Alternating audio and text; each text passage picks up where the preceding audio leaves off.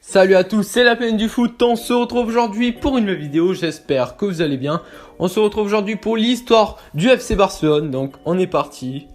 Depuis sa création en 1899, le FC Barcelone est passé par de nombreux moments, bons et moins bons, du premier jour du club au dernier succès. Dans cette vidéo, vous retrouverez l'histoire du Barça par décennie.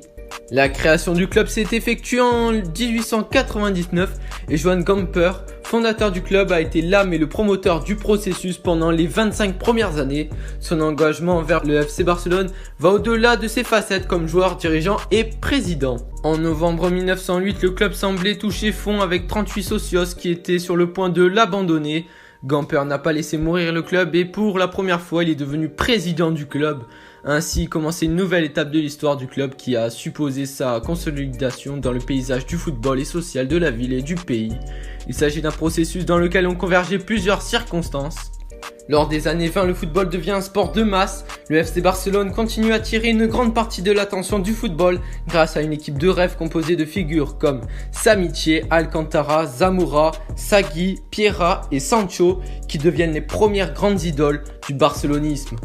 Le FC Barcelone était engagé envers la situation sociale, politique et culturelle qui était initiée par la Généralité de Catalogne. Les moments les plus amers de l'histoire du FC Barcelone ont été les premières années de l'après-guerre. Il s'en est fallu de peu que le club disparaisse. La dure répression et l'épuration menées par les autorités militaires et civiles dans leurs discours ont dénaturalisé le club.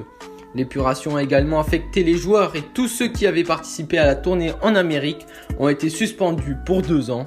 Dans les années 60, le FC Barcelone a connu une augmentation incessante de socios qui, paradoxalement, n'était pas accompagnée de succès sportifs. En 1969, Agustí Montal Costa a gagné les élections à la présidence du club. Son programme insistait sur l'implication des socios avec l'engagement d'essayer que l'opinion de tous soit reflétée à travers le vote. En 1973, Montal a été réélu président. Il s'était présenté sous le slogan « Le Barça est plus qu'un club ». Arrive aussi pendant cette période Johan Cruyff qui va changer l'histoire du Barça. La grande victoire à Bâle en mai 1979 au cours de laquelle le Barça a remporté pour la première fois la Coupe des Coupes a repositionné le FC Barcelone aux premières places des grands clubs mondiaux.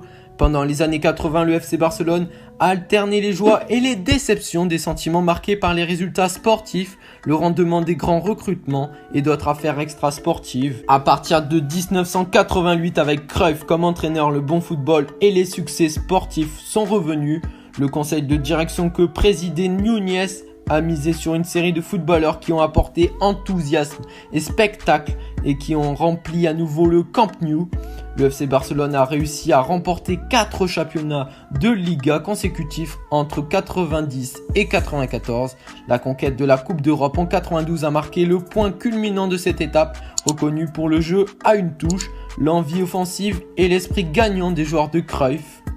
Rares sont les organismes qui réussissent à devenir centenaires, rares ceux qui atteignent tant de constance et de continuité. Le centenaire se voulait le point de liaison entre un passé glorieux et un futur rempli d'enthousiasme. Du Barça de Guardiola au Barça de Luis Enrique, de nombreuses équipes performantes se sont succédées. Le FC Barcelone a exercé une domination sur l'Espagne et l'Europe lors de cette période.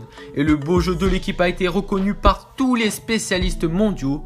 De plus, le succès du football a été accompagné du succès des sections du FC Barcelone. En 120 ans, le FC Barcelone a réuni 26 titres de Liga, 5 Ligues des Champions, 3 trophées de mondial des clubs de la FIFA et 30 Coupes du Roi. Le Barça est le club européen le plus titré du 21e siècle et l'un des clubs le plus titrés de l'histoire.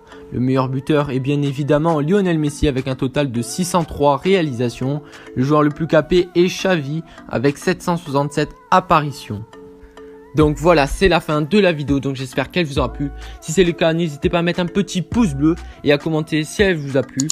Et à vous abonner, ça me ferait super plaisir. Allez, ciao à tous pour une nouvelle vidéo, c'était la plaine du foot. Ciao!